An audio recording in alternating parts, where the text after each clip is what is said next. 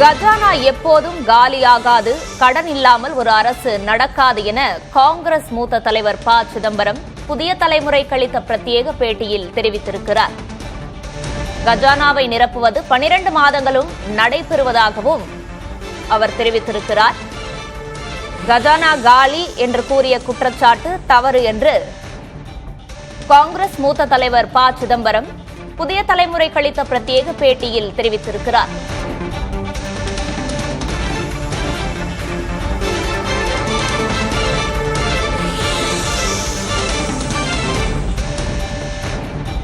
இது தொடர்பாக அவர் பேசியதை பார்க்கலாம்.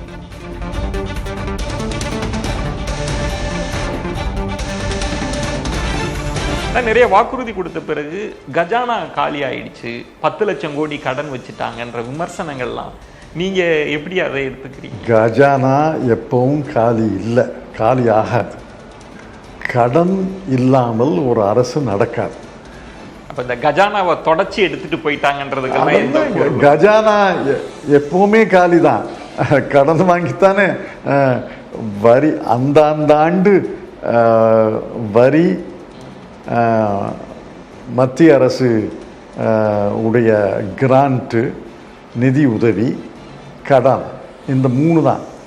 Own revenue, central government grants and borrowing. இந்த 3 தான் கஜானா நிரப்புது. அந்த கஜானாவை நிரப்புவது என்பது 12 மாதங்கள் நடைபெறுகிறது. அந்த 12 மாதங்களும் கஜானா ஒரு பக்கம் நிரம்புது, ஒரு பக்கம் செலவாகுது. அது ஒரு கஜானா காலின்னா எனக்கு ஒன்றும் புரியல. அப்படி பார்த்தா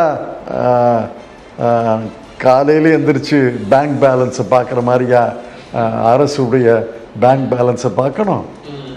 தப்பு.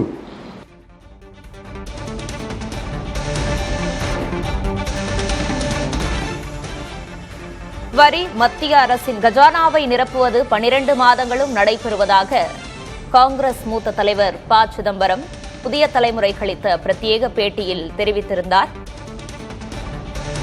இந்த முழு நேர்காணல் நாளை பிற்பகல் புதிய தலைமுறையில் ஒளிபரப்பாக இருக்கிறது.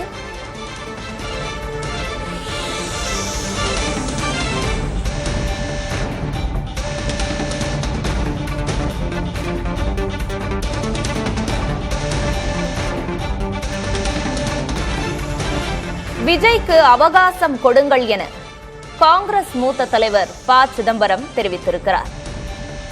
4 வாரங்களில் அரசை எப்படி மதிப்பிட முடியும் எனவும் அவர் கேள்வி எழுப்பியிருக்கிறார்.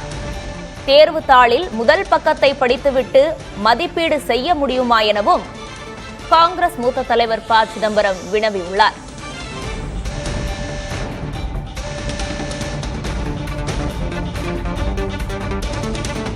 புதிய ஆட்சி பொறுப்பேற்று இருக்கிறது. ரொம்ப குறைவான காலமா இருந்தாலும் எப்படி மதிப்பிடுறீங்க செயல்பாடை? எப்படி மதிப்பிட முடியும்? அதாவது தேர்வு தாளில் முதல் பக்கத்தை படிச்சுட்டே ஆசிரியர் மதிப்பீடு செய்ய முடியுமா? இப்போ தானே தொடங்கியிருக்காங்க. இன்னைக்கு சரியாக 1 மாதம் ஆயிருக்கா? 4 வாரத்தில் என்ன முடிவுக்கு வர முடியும்? இதெல்லாம் தவறு. உங்களுக்கு ஒரு டெட்லைன் இருக்குது. அரசுக்கு அந்த டெட்லைன் எல்லாம் சொல்ல முடியாது. வெளியிலேருந்து பார்க்குறவங்களுக்கு அந்த அரசை மதிப்பிடுவது எல்லாம் அந்த டெட்லைனில் முடியாது. எனக்கு 8 மணிக்கு ஒரு செய்தி ஹெட்லைன் வரணும், நீங்கள் சொல்லுங்கள். 8 மணிக்குள்ளே எப்படி ஹெட்லைன் வரும்? ஆனால் சொல்வது இப்போ அதிமுகவிலிருந்து வந்திருக்கிற எதிர்வினை, நீங்கள் நிர்வாகம் பற்றி கிராஷ் கோர்ஸ் எல்லாம் படிச்சுட்டு வர்றதுக்காக நாங்கள் காத்திருக்க முடியாது, சட்டம் ஒழுங்கு இவ்வளவு மோசமாக இருக்கேன்ற விமர்சனம்லாம்.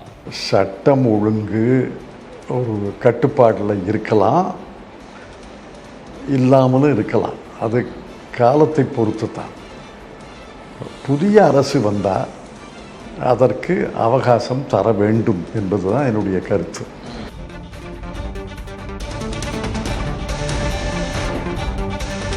குறுகிய காலத்தில் அரசை மதிப்பிடுவது முடியாதது என்றும் விஜய்க்கு அவகாசம் கொடுங்கள் என்றும் ப. சிதம்பரம் நேர்காணலில் தெரிவித்திருக்கிறார். காங்கிரஸ் மூத்த தலைவர் ப. சிதம்பரத்தின் இந்த முழு நேர்காணல் நாளை பிற்பகல் புதிய தலைமுறையில் ஒளிபரப்பு செய்யப்படும்.